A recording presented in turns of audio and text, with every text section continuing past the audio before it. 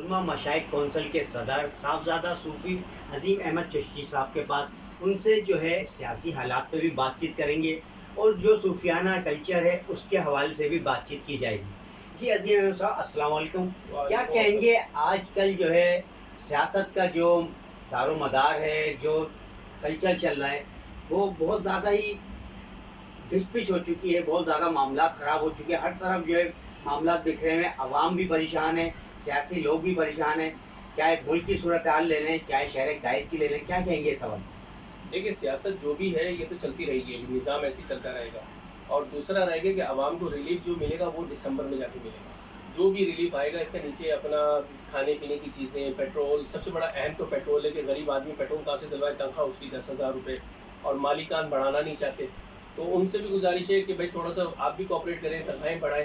اللہ تعالیٰ نے آپ لوگوں کو اتنا رزق عطا کیا ہوا ہے تو اپنے ورکروں پہ آپ مہربانی کریں، اللہ کا نبی آپ پر بھی مہربانی کرے گا، تو دسمبر کے اندر یہ ریلیف آنا شروع ہو جائے گا۔ اچھا کیا کہیں گے آج کل کلچر چل رہا ہے، صوفی کلچر چل رہا ہے، باباؤں کا کلچر چل رہا ہے، لوگ ذرا سی پریشانی آتی ہے تھوڑے سے پریشان ہوتے ہیں فوراً ادھر ادھر بھاگتے ہیں، بنسبت کہ اللہ سے لو لگائیں وہ باباؤں کے چکروں میں پڑ جاتے ہیں، اس حوالے سے کیا کہنا ہے آپ؟ دیکھیے یہ تو لوگوں کا ایک اپنا ایک دیکھیے کانسیپٹ ہے کہ بزرگوں کے پاس جانا، بابا اب وہ دو قسم کے بابا ہیں، ایک تو 2 نمبر جسے کہتے ہیں ہم، اور ایک 1 نمبر۔ اب 2 نمبر یہاں پہ زیادہ تر ہے، ان کی مارکیٹنگ بہت زیادہ ہوتی ہے، ان کے اپنا اشتہار بہت زیادہ چھپتے ہیں، تو لوگ سمجھتے ہیں کہ یہ بہت بڑا بزرگ ہے، بھائی چلو بھائی ان کے پاس چلتے ہیں، لیکن بیسک وہ خالی ہوتے ہیں۔ تو صاحب بزرگ لوگوں کے پاس جائیں، جو صاحب نسبت لوگ ہوتے ہیں، صاحب شجرہ نسب لوگ ہوتے ہیں، ان کے پاس جائیں تو انشاءاللہ کامیابی ہوگی۔ اور ہر انسان کو کسی نہ کسی چیز کی ضرورت پڑتی ہے، سب سے بڑا تو ہمارے پاس قرآن مجید ہے، پھر نماز ہے، روزے ہیں، حج ہے، زکوٰۃ ہے، فطرہ ہے، یہ ساری چیزیں بھی ہمیں دینا پڑتی ہیں، فرض ہے نا۔ تو اسی طریقے سے جب ہمیں کسی چیز کی ضرورت پڑتی ہے کہ کسی عالم کے پاس جانا ہے یا ہم نے کوئی فتویٰ لینا ہے تو مفتی کے پاس جانا ہے، تو روحانی مسئلے مسائل کے لیے بھی عالموں کے پاس، عاملوں کے پاس آنا پڑتا ہے لوگوں کو۔ تو اس میں ان لوگوں کو گزارش یہ کروں گا میں کہ جو لوگ ان مسئلے مسائل کے اندر ہیں، جادو، سحر، عاصب، نظر بد میں پریشان حال ہیں، ان کے لیے یہ ہے کہ جس کے پاس جا رہے ہیں پہلے اس کا شجرہ چیک کر لو، پھر اس کے پاس جائیں۔ اچھا آج کل جو ہے سائیکولوجیکل مسائل بہت زیادہ ہیں، مگر اس کو لوگ نظر انداز کرتے ہیں، لوگ یہ دیکھتے ہیں کہ یہ سائیکولوجیکل مسئلہ نہیں ہے، میرے پہ کسی نے آسیب کرا دیا، جادو کرا دیا، اور اس قسم کی باتیں بہت زیادہ ہوتی ہیں، جس کا جو ہے فائدہ جو جعلی پیر بنے ہوئے بیٹھے ہوتے ہیں، بابا بنے ہوئے بیٹھے ہوتے ہیں وہ زیادہ اٹھاتے ہیں، لوگوں کو لوٹ مچائی ہوئے، اس حوالے سے کیا کہنا ہے؟ دیکھیں بالکل اگر کسی کے ساتھ کوئی مسئلہ نہیں ہے، پہلی بات تو یہ کہ آپ جس کے پاس جا رہے ہیں وہ صاحب نظر بھی ہے یا صاحب علم بھی ہے کہ وہ آپ کا مسئلہ چیک کر کر آپ کو بتا بھی سکتا ہے۔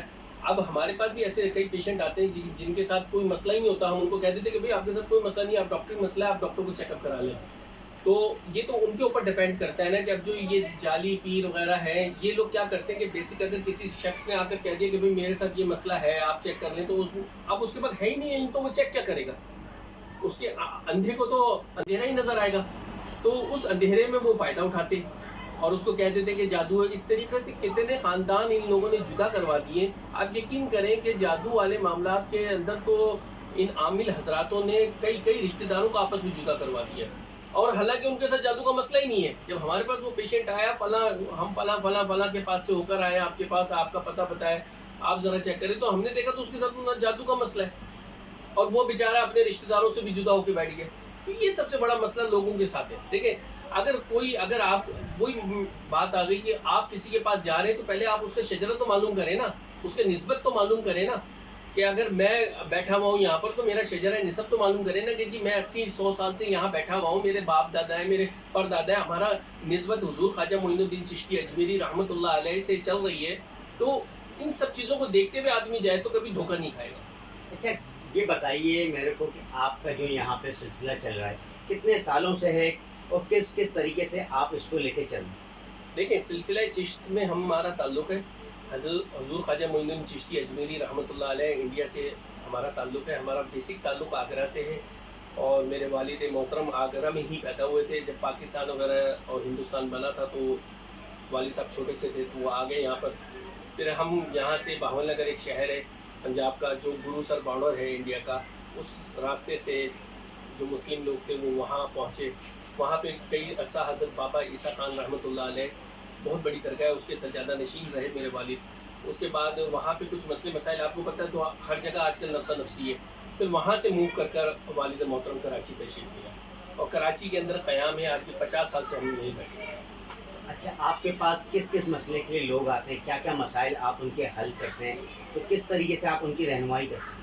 देखिए, कई मसले मसाइल तो ऐसे होते हैं कि जिसको डॉक्टर भी ला इलाज कह देते हैं। अल्लाह ताला ने कुरान मजीद के अंदर तो आपको पता है कि मेडिकल है सूरह रहमान, इससे बढ़कर कोई चीज़ नहीं है। मैं समझता हूँ अगर कोई जिसको डॉक्टर ला इलाज कर देना, तो उसको सूरह रहमान अपनी हाथ से लिख कर जब मैंने देनी है और उससे पानी में पी कर घोल कर पीनी है, तो अल्लाह शिफा देगा या नहीं देगा?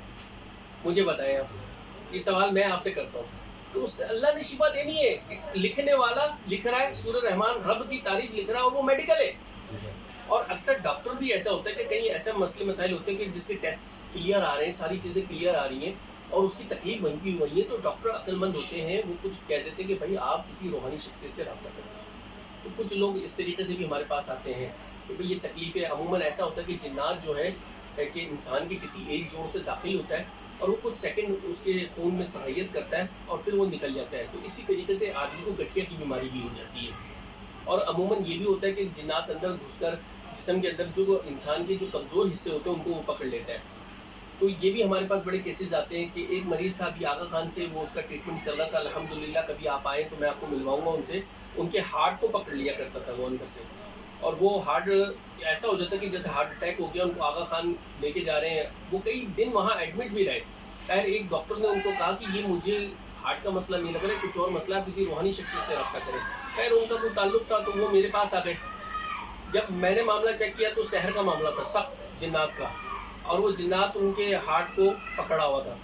उसको क्लियर किया, अल्हम्दुलिल्लाह आज वो सही, कोई उनको हार्ट की बीमारी नहीं है। बिल्कुल, शुक्रिया अजीम साहब। आज आपने हमारी रहनुमाई की, हमारे नाज़रीन की भी रहनुमाई की है। देखने वाले आपकी बातों से जो है नसीहत भी लेंगे और उसके ऊपर अमल भी करते हुए नज़र आएंगे। जी नाज़रीन, आज की जो गुफ्तगू का सिलसिला था वो चिश्तिया सिलसिले के साहबजादा अजीम अहमद साहब के साथ था, जिसमें उन्होंने बहुत से मसाइल भी उजागर करे, दुनियावी मसाइल भी और रूहानी भी, और साथ साथ सियासी मसाइल का भी उन्होंने हल बताया। हमारे चैनल को लाइक कीजिएगा, सब्सक्राइब कीजिएगा और आने वाली वीडियो के लिए हमारे बेल आइकन को भी दबाइएगा। आज की वीडियो बनाने का बहुत बहुत शुक्रिया।